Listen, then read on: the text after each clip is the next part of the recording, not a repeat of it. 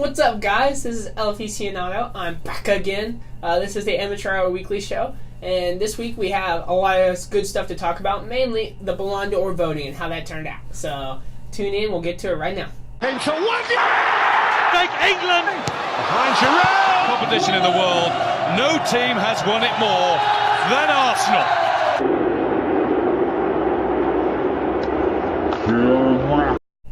So how's everybody been? I've been busy, that's for sure. I'm really tired. My school lower education is wearing me out, physically, financially, and mentally.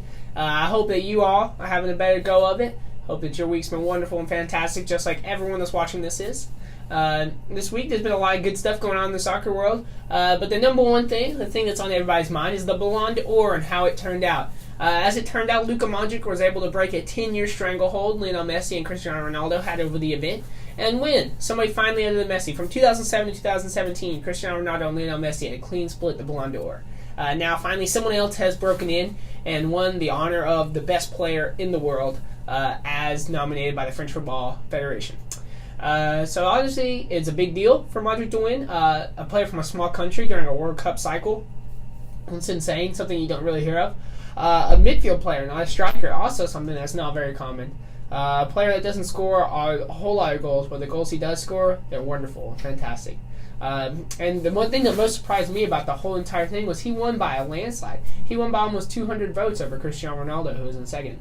So I thought that was very surprising and very pleasant to hear. It's good to hear somebody else getting in there and winning awards for being the best player in the world. I feel like it was getting a little stale with just Messi and Ronaldo every time.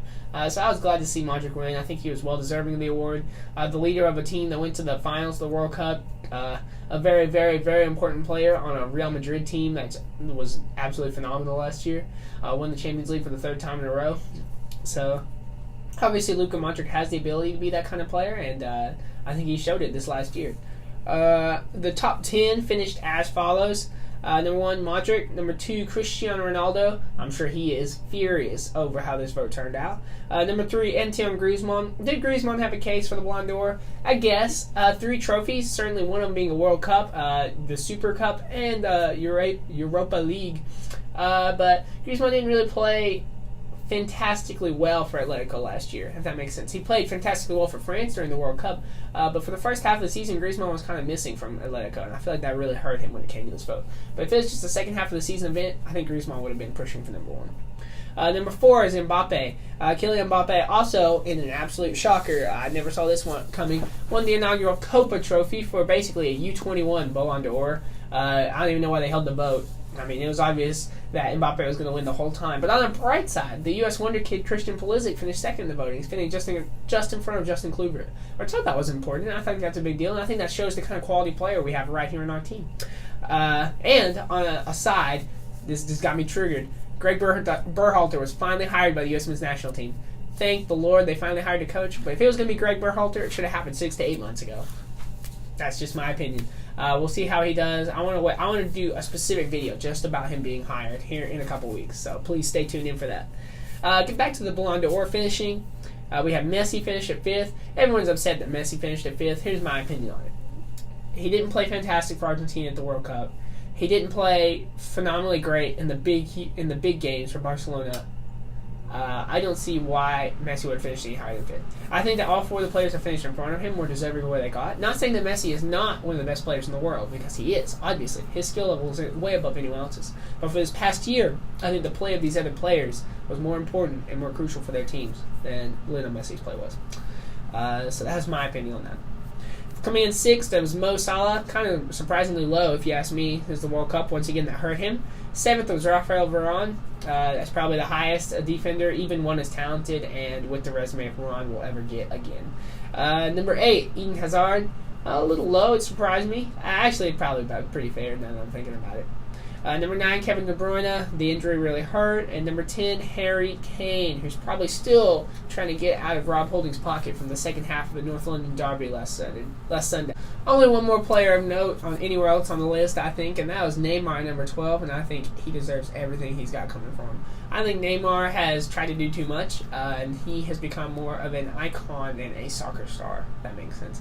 I think he's being surpassed even as we speak by Kylian Mbappe, out on PSG squad as their best player on their team. And I do not think that Neymar will ever win the Ballon d'Or. I'm going to be honest with you. I think that he will be a flame out here in 3 or 4 years, and he will be a what could have been.